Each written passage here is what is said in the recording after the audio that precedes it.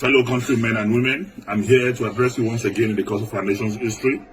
I'm here to address Nigerians, especially on my brother and friend, the former governor of Anambra State and the former vice presidential candidate of our political party, Peter Obi. Peter Obi is one of the finest Nigerians who is intellectually mobile and administratively sagacious. He's a great Nigerian, and by the grace of God, he has the potential of being a great president in the nearest future. I celebrate you, Peter Obi, and I celebrate your movement for a new Nigeria. I celebrate your conscientization of the Nigerian youth and public on governance and building a new Nigeria. But I want to advise that your time is not now, because you will have to wait for your time. I've listened to your postulations, I've listened to your arguments, I've listened to your deliveries, I've listened to your campaigns, and I can say that 90% of your campaign is dwelling on reducing the cost of governance. I mean, most of your campaigns is around cutting the costs of governance. And I want to tell you that the problem of this country is beyond just cutting the cost of governance. The problem of this country is beyond reducing the cost of governance. I'm not saying that it's deceptive, I'm not saying it's pretentious, but I'm telling you that it is less than 1% of our national problem. Beyond cutting the cost of governance, and I want to say that cutting the cost of governance, you don't need to be a president to cut the cost of governance. If you have a very effective Minister of Finance, you have a very effective Minister of Budget and Planning, you have a very effective CBN governor, you can cut governance. You have a very effective chairman of the economic team. You can cut governance with the cooperation of a president. But I want to say that that is not our major problem today in this country. What we need today in Nigeria is to unify this country. Nigeria has never been this divided in our national history. Not even during the Civil War are we this divided. There is no trust between the North and the South.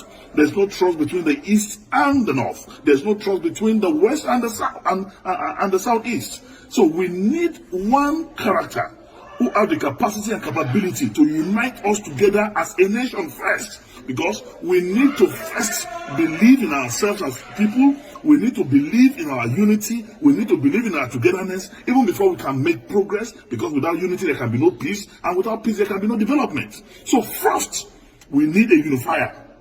Who can unify this country? Today, I want to ask sincerely, Peter Obi and his supporters, can Peter Obi be trusted by a typical Katsina man or somebody from the northern part of this country? Can he be trusted as an Igbo man by Middle Belters, by core northerners? The answer, in every sincerity of purpose of heart and commitment, is no.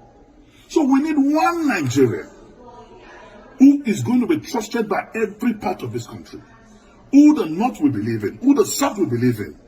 And that person, without blinking my eyes, is Atiku Abubakar, who, when it was dangerous for any leader to talk about the issue of devolution of powers, when it was dangerous for any leader to talk about the issue of restructuring, he did, with every boldness in him. Today, Atiku Abubakar married a Yoruba man, have Yoruba sons. Atiku Abubakar married Igbo woman, he has Igbo children. Atiku Abubakar married Hausa woman, he has Hausa children. Married a Fulani woman, he has Fulani children. He's a pan-Nigerian, he's a true African Nigerian man. Only him, among those who are candidates of presidential, who are candidates of any political party today, seeking for the presidency of this country, have the capacity and potential to bring us together as a nation. So I want to say, it is time for us to think. I encourage the crusade, the movement started by Peter Obi to continue. Move from campus to campus, move from community to community, move from one progressive group and organization from this country to another, to campaign for the new Nigeria that is to come, and be part of the movement of Atiku Abubakar to rebuild, to restructure, to reorganize, and reboot Nigeria as a country. We must speak the truth, and the truth is the truth. You are a great Nigerian. I salute your political and intellectual sagacity. You are one Nigerian that I know. Tomorrow, there's a space for you. But for today, let us forget the social media drama. Let us forget the diaspora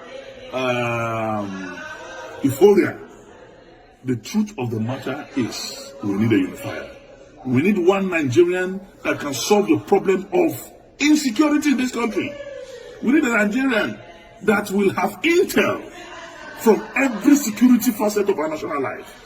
We need a Nigerian that will get intel from Cameroon, from Chad, from Mali, from Benin.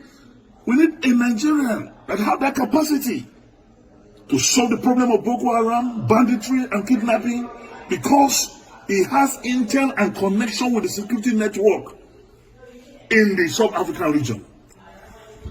And that's Nigerian today. It's Atiku Abubakar.